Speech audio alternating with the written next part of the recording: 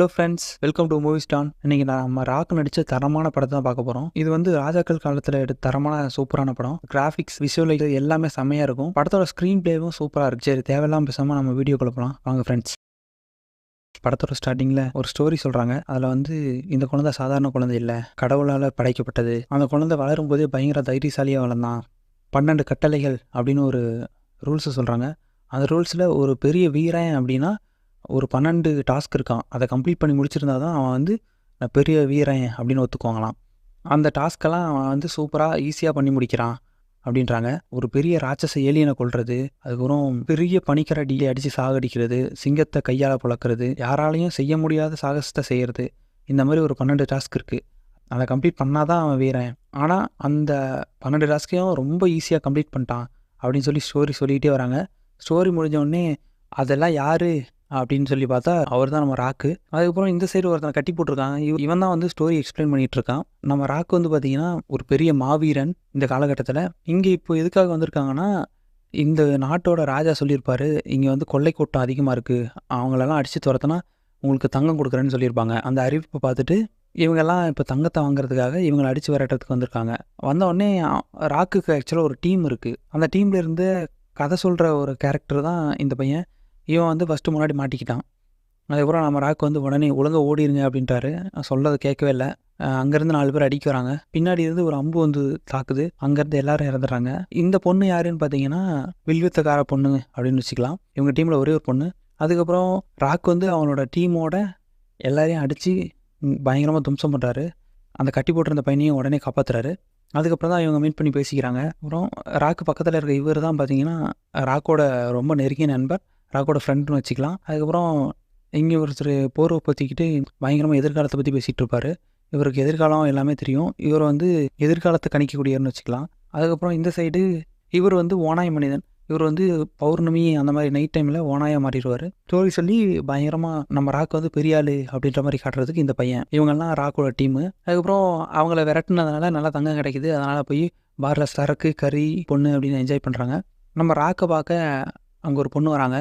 அது யார் அப்படின்னு பார்த்தீங்கன்னா அங்கே இருக்க பக்கத்து நாட்டோட இளவரசி.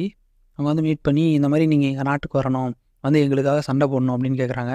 நாங்கள் ஓகே உங்கள் சைடு வந்து சண்டை போடுறோம், ஆனால் உங்கள் சைடு நியாயமாக இருக்கணும், எங்களுக்கு என்ன தருவீங்க அப்படின்னு கேட்குறாங்க. உங்களுக்கு எவ்வளோ வேணுமோ அந்த அளவுக்கு கிலோவுக்கு தங்கம் கொடுக்குறோம். சரி ஓகே அப்படின்னு சொல்லிட்டு அங்கேருந்து கிளம்புறாங்க. கிளம்பி நேராக அவங்க நாட்டுக்கு போகிறாங்க. வந்தோடனே நம்ம ராக்கை பார்த்துட்டு திமுறா ஒருத்தன் பேசிகிட்டு இருக்கான். இவன் யாருன்னு பார்த்தீங்கன்னா இந்த நாட்டோட தளபதிகிட்ட போயிட்டு நம்ம ராக் வந்திருக்காரு அப்படின்னு சொல்லி அரசர்கிட்ட போய் சொல்லு அப்படின்னு. சரி ஓகே அப்படின்னு சொல்லிட்டு அவர் போயிடுறாரு. அதுக்கப்புறம் அங்கேருந்து ஒரு சின்ன பையன் ஓடி வரான். யாருன்னு பார்த்தீங்கன்னா நம்ம இது இளவரசியோட பையன். இவங்களுக்கு வந்து ராக்கு ரொம்ப பிடிச்சிருக்கு. இவர் தான் அந்த மாவீரன் அப்படி இப்படின்னு சொல்லிட்டு இருக்கான். நீங்கள் வந்து தேவையில்லாமல் யாருக்கும் பழகக்கூடாதுன்னு சொல்லிட்டு அவங்க அம்மா கூப்பிட்டு போயிடறாங்க. அதுக்கப்புறம் அந்த படியில் ஏறிட்டு இருக்காரு. இவரோட பழைய ஃப்ளாஷ்பேக் எல்லாமே ஞாபகம் வருது. இதே மாதிரி ஒரு பெரிய மிருகத்தை வேட்டையாடி அவரோட சொந்த நாட்டுக்கு போயிருப்பார். அந்த நாட்டில் இருந்த அரசன் இவரை பயங்கரமாக அப்ரிஷியேட் பண்ணி மக்கள் முன்னாடியெல்லாம் பிரபலப்படுத்தியிருப்பார்.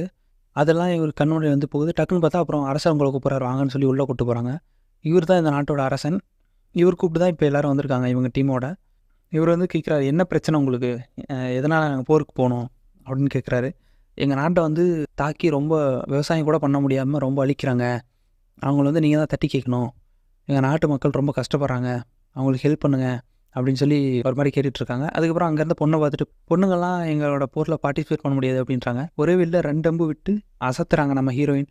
அதனால் ஓகே நான் ஒன்றும் சொல்லலை அப்படின்னு சரண்டர் ஆகிறாரு. அதுக்கப்புறம் அன்றைக்கி நைட்டே என்ன பிளான் பண்ணலாம் என்ன ஏதுன்னு சொல்லி சாப்பிட்டுட்டு பேசிகிட்டு இருக்காங்க. அதுக்கப்புறம் அடுத்த நாள் இருக்க எல்லா வீரர்களும் வாங்க அப்படின்னு சொல்லி லைனில் நிறுத்தி அவங்களுக்கு எந்த அளவுக்கு தெரிஞ்சிருக்கு அப்படின்னு பார்க்குறாங்க.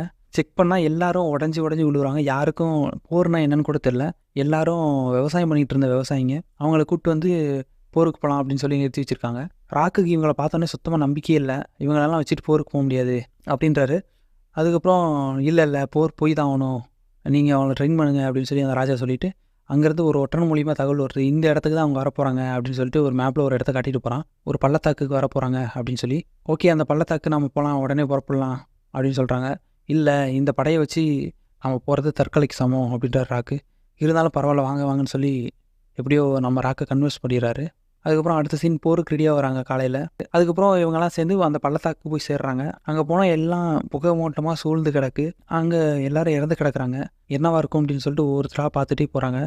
அதுக்கப்புறம் தான் திடீர்னு அங்கே இறந்தவங்களாம் எந்திரிக்கிறாங்க. எல்லாமே ஒரு ஆக்டிங்கை போட்டிருக்காங்க இங்கே இருந்தவங்க. அதுக்கப்புறம் ஃபுல்லாக சுற்றி வளைச்சிட்றாங்க. சுற்றி வளைச்சோடனே இது வந்து ஒரு ட்ராப் அப்படின்னு தெரிய வருது. எல்லாரும் வெட்டி கொள்ளுங்க அப்படின்னு சொல்லி ஆப்போசிட் டீமில் சொல்லிட்டு இருக்கும்போது, ஓகே நம்ம இந்த போரில் சாவ போகிறோமா அப்படின்னு சொல்லி அந்த எதிர்காலத்தை கணிக்கக்கூடிய ஒருட்ட நம்ம ராக் கேட்குறாரு. இல்லைன்னு சொன்ன உடனே போருக்கு உடனே ரெடியாக வராரு. எல்லாரும் அவங்களோட ராஜாவை சுற்றி நின்று ப்ரொடெக்ட் பண்ணிக்கிறாங்க. நம்ம ராக் முன்னாடி இறங்கி அடிக்கிறாரு. அந்த சொற்பொழிவு கொடுக்கக்கூடிய அந்த பையன் வந்து நடுவில் இருந்துட்டு பயங்கரமாக மோட்டிவேட் பண்ணுறான். பயங்கரமாக நம்ம ராக்கு ஒரு ஆள் அடிச்சிட்டாரு, இனிமேல் வெற்றி தான் அப்படி இப்படின்னு சொல்லி பயங்கரமாக கடவுளின் பிள்ளை அது இதுன்னு சொல்கிறாங்க. போர் பயங்கரமாக போயிட்டுருக்கு. அவர் ஒவ்வொருத்தராக அடிச்சுக்கிட்டு மாற்றி மாற்றி பயங்கரமாக சண்டை நடக்குது. அதுக்கப்புறம் எப்படியோ அங்கேருந்து எல்லாரையும் அடித்து கொன்னுடுறாங்க. அதை வந்து தூரத்துலேருந்து பாதி குதிரையும் பாதி மனுஷனமாக இருக்கக்கூடிய ஒருத்தன் பார்த்துட்டு போகிறான். அதுக்கப்புறம் நம்ம ராக்கு போய் ராஜா கிட்ட பயங்கரமாக, இன்றைக்கி வந்து நம்ம செத்துருப்போம் உங்கள் பேச்சை நம்பி வந்ததுக்கு, நம்ம ராக்கு வந்து அந்த ராஜா கிட்ட ரொம்ப கோவப்படுறாரு. அதுக்கப்புறம் இனிமேல் வந்து போருக்கு உங்களை நம்பி நான் வர தயாராக இல்லை, நானே பார்த்துக்கிறேன் அப்படின்ற மாதிரி சொல்லிட்டு அந்த இடத்தோட கிளம்பிடுறாரு. அப்புறம் அடுத்த சீனில் அங்கேருந்த அந்த தளபதி இதுதான் சாக்கு அப்படின்னு சொல்லிட்டு நம்ம ராக்கு சண்டை போட்டு காப்பாற்றின ஆப்போசிட் டீமுக்கிட்ட கைதியாக இருந்தவங்கள கொல்லான்னு சொல்லி கத்தி ஓங்குறாரு. நம்ம ராக்கோட க்ளோஸ் ஃப்ரெண்டு வந்து இதுக்கு மேலே நாங்கள் பார்த்துக்குறோம் நீ தலையிடாத அப்படின்னு சொல்லி அந்த தளபதியை ஒரு மாதிரி மொக்க பண்ணிடுறாரு. அப்புறம் அங்கேருந்து யாரையுமே கொல்லணும்னு சொல்லிட்டு போயிடுறாரு. போரில் அடிப்பட்டவங்களுக்கெல்லாம் ட்ரீட்மெண்ட் பண்ண நம்ம அந்த நாட்டோட இளவரசி வராங்க. நம்ம ராக்குக்கு மருந்துலாம் போட்டு விட்டு கொஞ்ச நேரம் பேசிக்கிட்டு இருக்காங்க. ராக்கோட பழைய ஃப்ளாஷ்பேக் ஒன்று ஞாபகம் வந்து போகுது. நம்ம ராக்கை வந்து கைதியாக்கி நிறுத்திருப்பாங்க, அதெல்லாம் நினச்சி பார்க்குறாரு. அதுக்கப்புறம் ராக்குக்கு நைட்டு தூங்கிட்டு இருக்கும்போது ஒரு கனவு வருது. ஒரு 3 தலை உள்ள ஓனாய் வந்து அவர் முன்னாடி நிற்கிற மாதிரி ஆயுதம் எடுத்து உண்மையிலே கொள்ளலாம் அப்படின்னு பார்க்குறாரு. அங்கே பார்த்தா ஒன்றுமே இல்லை, எல்லாமே அவரோட கற்பனை. அதுக்கப்புறம் அந்த ஓனாய் மனுஷன் தான் வந்து ராக்கை வந்து இல்லை ஒன்றும் இல்லை அப்படின்னு சொல்லி கூப்பிட்டு போகிறாரு. அதுக்கப்புறம் அடுத்த நாள் காலையில் அடுத்த போருக்கு ரெடி ஆகிட்டு இருக்காங்க. அப்போ வந்து அந்த நாட்டோட இளவரசி வந்து நம்ம ராக்கோட டீம்கிட்ட கேட்குறாங்க, என்ன இவர் வந்து ராக் உண்மையிலேயே நல்லவரா, அவரை பற்றி ஒரு தப்பான நியூஸ் இருக்கு, அவரோட பொண்ணாட்டி பிள்ளைங்கள கொன்னவர் அப்படின்னு சொல்லிட்டு அப்படின்னு அந்த இளவரசி கேட்குறாங்க. ஒவ்வொருத்தரும் சொல்கிறாங்க ஆக்சுவலாக இவர் வந்து ரொம்ப நல்லவர், ஒவ்வொருத்தரும் ஒவ்வொரு சூழ்நிலையில் வந்ததை சொல்கிறாங்க. அந்த ஓனாய் மனுஷன் வந்து ஒரு இடத்துல போருக்கு போகும்போது குழந்தையா இருந்து எடுத்திருக்காங்க. அதுக்கப்புறம் நம்ம ராகோட ஃப்ரெண்டு வந்து அவங்க 2 பேரும் சின்ன வயசுலேருந்து ஃப்ரெண்டான், போரில் எனக்கு ரொம்ப பாதுகாப்புலாம் பண்ணுவான் அப்படின்னு சொல்லி சொல்கிறாரு. ஒவ்வொருத்தரும் அவங்களோட ஃப்ளாஷ்பேக் சொல்லி முடிக்கிறாங்க. அதுக்கப்புறம் அடுத்த சீனில் அந்த நாட்டுக்கு வந்து போர் பயிற்சி கொடுக்கப்படுது அங்கே இருக்க வீரர்களுக்கெலாம். அதுக்கப்புறம் ஏற்கனவே ஃபஸ்ட்டு வந்து தடையை உடச்சி பார்த்து செக் பண்ண மாதிரி அந்த ஓனாய் மனுஷன் வந்து மறுபடியும் செக் பண்ண பார்க்குறாரு. இந்த தடவை நல்லா ஸ்ட்ராங்காகவே இருக்குது. நல்ல ஒரு போர்ப்படையை உருவாக்கிட்டோம் அப்படின்ற ஒரு நம்பிக்கையில் அந்த பள்ளத்தாக்கு குறிப்பிட்டுறத அந்த இடத்துக்கு மறுபடியும் கிளம்புறாங்க. அதுக்கப்புறம் அந்த பள்ளத்தாக்கு வழியும் மெல்ல நடந்து போயிட்டே இருக்காங்க. ஆப்போசிட்டில் ஒரு படம் வருது. அங்கேருந்து 2 பேர் மட்டும் இங்கே வந்து பேசுகிறாங்க. நம்ம ராக்கு முன்னாடியே அந்த ஆப்போசிட் டீமில் இருக்கவனை தெரிஞ்சிருக்கு. நீ என்ன இங்கே பண்ணுற அப்படின்னு கேட்குறாங்க. எங்கள் சைடு வந்துடு, உன்னை உயிர் பொழைக்காவது ஓடுறேன் அப்படின்னு சொல்லி அந்த ஆப்போசிட்டில் இருக்கவன் சொல்கிறான். நீ என் கூட மோதிப்பாரு அப்படின்னு சொல்லி வீரவசமாக பேசுகிறாரு நம்ம ராக்கு. அதுக்கப்புறம் ஒரு வழியாக போர் ஸ்டார்ட் ஆகுது. மாறி மாறி அடிச்சுக்கிறாங்க. இந்த சீன் நடந்துட்டு இருக்கும்போது திடீர்னு அம்பு மழையாக பொழியுது. மற்றவங்கெல்லாம் பாதுகாப்பாக இருந்துக்கிறாங்க. அந்த எதிர்காலத்தை கணிக்கக்கூடிய இவரோட மரணம் வந்து போரில் தான் அப்படின்ற மாதிரி அவருக்கு ஒரு ஞானம் கிடச்சிருக்கும். அது இந்த போராக இருக்க வாய்ப்பு இருக்குது அப்படின்னு சொல்லி நெஞ்சு காட்டி நிற்கிறாரு. பட் எந்த ஒரு அம்புமே அவருக்கு படவே இல்லை. தப்பிச்சிட்டோம் அப்படின்ற அந்த ஒரு குஷியோட நேராக மறுபடியும் சண்டை செய்கிறாரு. சண்டையில் ஒரு வழியாக எதிரி நாட்டு படையெல்லாம் பின்வாங்கிடுது. இவங்க போரில் ஜெயிச்சிடறாங்க. நாட்டுக்குள்ளே வராங்க. அந்த தளபதி கைதிகள்லாம் ரொம்ப கேவலமாக நடத்திக்கிட்டு இருக்கான். இதெல்லாம் பார்த்துட்டு இருந்த நம்ம ராக்கு அவனை எழுப்பி அவர் கூப்பிட்டு வந்து கேட்குறாரு, நீ எதுக்காக இந்த மாதிரி தேவையில்லாமல் தப்புலாம் பண்ணிக்கிட்டு இருக்க அப்படின்னு சொல்லி. இல்லை நான் எதுவும் தப்பு பண்ணலை, நாங்கள் எங்களுக்காக நாங்கள் போராடுறோம், இந்த நாட்டுக்காரங்க தான் எங்களை அடிமைப்படுத்த நினைக்கிறாங்க அப்படின்னு சொல்லி சொல்கிறாரு. இந்த இடத்துல தான் இவருக்கு ஒரு ஸ்ட்ரைக் ஆகுது. நம்ம தப்பான பக்கம் உதவி பண்ணிட்டோமோ அப்படின்னு நினச்சி ஃபீல் பண்ணுறாரு. அன்றைக்கி நைட்டு பயங்கரமாக பார்ட்டிலாம் பண்ணிடுறாங்க. அதில் எல்லோரும் இவர் தான் மாமன்னர் அப்படின்னு சொல்லி புகழ்ந்து அவருக்கு ஒரு கிரீடெல்லாம் வைக்கிறாங்க. ராக் வந்து அவங்க டீமுக்கிட்ட ஷேர் பண்ணுறாரு, ஆக்சுவலாக நம்ம இந்த மாதிரி பண்ணியிருக்கக்கூடாது, அவங்களும் அவங்களோட நன்மைக்காக தான் போராடி இருக்காங்க அப்படின்னு சொல்லிட்டு. அதுக்கப்புறம் பேசிக்கிட்டு இருக்கும்போது கரெக்டாக அந்த நாட்டோட இளவரசி எங்கேயும் எந்திரிச்சு கிளம்புற மாதிரி தெரியுது. அதை பார்த்துட்டே இருந்த நம்ம ராக்கு அவங்க பின்னாடி போய் என்ன பிரச்சனை என்ன ஏதுன்னு கேட்டாங்க. ஆமாம் அவங்க மேலே தப்பு இல்லை, இங்கே இருக்க எல்லாத்தையும் நான் தான் ஆளணும், எல்லாமே என் காலுக்கு கீழே அப்படின்ற மாதிரி அவர் தான் சொல்லிவிட்டு அவரோட பேராசையால் தான் உங்களை தங்கம் கொடுக்குறேன்னு சொல்லி கூப்பிட்டு வர சொன்னார், தப்பு தான் அப்படின்றாங்க அந்த இளவரசி. ஏன் எதுக்கு இப்படி செஞ்ச அப்படின்னு சொல்லி ராக்கு கோவமாக கேட்கும்போது, என் பையனை கொன்றுவேன் அப்படின்னு சொல்லி மிரட்டினார் எங்கள் அப்பா, அதனால தான் வேறு வழி இல்லாமல் நானும் வந்து சொல்லிட்டேன், ப்ளீஸ் எப்படியாவது தயவு செஞ்சு எங்கள் நாட்டையும் எங்கள் மக்களையும் காப்பாற்றுங்க அப்படின்றாங்க. நம்ம ராக்கு சரியான கடுப்பாகுது. பேசிகிட்டு இருக்கும்போதே அந்த நாட்டோட தளபதியும் வரான். மன்னர் உங்களை கூப்பிட்றார் அப்படின்னு மட்டும் சொல்லிவிட்டு நம்ம ராக்கு எல்லாம் உண்மையும் தெரிஞ்சிச்சு அப்படின்ற உண்மையை மன்னர்கிட்டையும் போய் சொல்லிடுறான். அதுக்கப்புறம் மன்னர்கிட்ட போனவொடனே உனக்கு என்ன வேணும்னு கேளு வீரனை அப்படின்னு சொல்லி பெருமையாக பேசிகிட்டு இருக்காரு. அதுக்கப்புறம் போயிட்டு நீ எதுக்காக இந்த மாதிரிலாம் பண்ணி பேராசைப்படுற அப்படின்னு சொல்லி ராக் கேட்டவொடனே, ஆமாம் நான் தான் பெரிய ஆள். அந்த மன்னன் ஓவராக திமிரா பேசினான். அதுக்கப்புறம் நாட்டை விட்டு இப்போயே வெளியே போங்க அப்படின்னு சொல்லி இவங்களுக்கு தேவையான தங்கத்தை கொடுத்து அனுப்புங்க அப்படின்னு சொல்லி அவங்களோட ஆளுங்களுக்கு உத்தரவு போட்டுறான். அந்த டைம்லேயே வெளியேற்றி விட்டுறாங்க. வெளியே போகும்போது மக்கள்லாம் ராக் பார்க்குறாரு, எல்லாம் பாவமாக இருக்காங்க. அதுக்கப்புறம் ராக் வந்து அவங்க டீம்கிட்ட பேசுகிறாரு, நீங்கள் எல்லாம் கிளம்பி போய் நல்லா சந்தோஷமாக இருங்க, இந்த நாட்டையும் நாட்டு மக்களையும் நான் காப்பாற்றி ஆகணும், எனக்கு என்னமோ பிடிக்கல அப்படின்றாரு. ராக் இந்த மாதிரி முடிவு இருக்கிறனால மற்றவங்க எல்லாருமே ஓகே நானும் வரேன்னு சொல்கிறாங்க. ஆனால் நம்ம ராக்கோட உயிர் தோழன் சின்ன வயசுலேருந்து பழகினவர் வந்து, இல்லை இனிமேலாவது ஒரு நல்ல வாழ்க்கை வாழலாம், எத்தனை நாளைக்கு இப்படி சண்டை போட்டுட்ருக்கிறது அப்படின்னு சொல்கிறாரு. அவன் ஃப்ரெண்டு மட்டும் கிளம்பிடுறாரு தங்கறதை எடுத்துக்கிட்டு. நைட்டு நைஸாக அரண்மனைக்குள்ளே நுழையிறாங்க. 2-3 பேரை கொண்டுட்டு போயிட்டே இருக்காங்க. போகிற வழியில் கரெக்டாக அந்த மண்ணன்ட்ட மாட்டிக்கிறாங்க. அப்புறம் இவங்க எல்லாரையும் ஒன்றா கூட்டு போய் பாதாள அறையில் அடைச்சிட்றான் அந்த மண்ணை. அதுக்கப்புறம் நம்ம ராக்கு கனவுல வந்துக்கிட்டே இருக்க அந்த ஓனாயும் அவர் முன்னாடி தான் இருக்குது. அதுக்கப்புறம் நல்லா முழிச்சு பார்க்குறாரு. அதுக்கு பக்கத்துலேயே நம்ம ராக்கு முன்னாடி இருந்த அந்த நாட்டோட அரசனும் இருக்கான். ஆக்சுவலாக இங்கே தான் அவன் சொல்கிறான், நான் தான் உன்னோட மனைவியும் குழந்தைங்களையும் கொன்னேன்.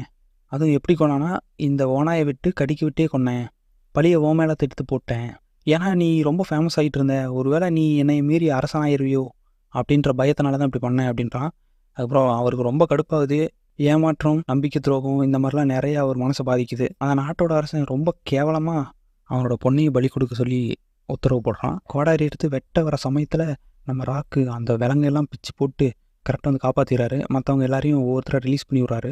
அந்த ஓனாயை கையாலே அடித்து கொள்றாரு.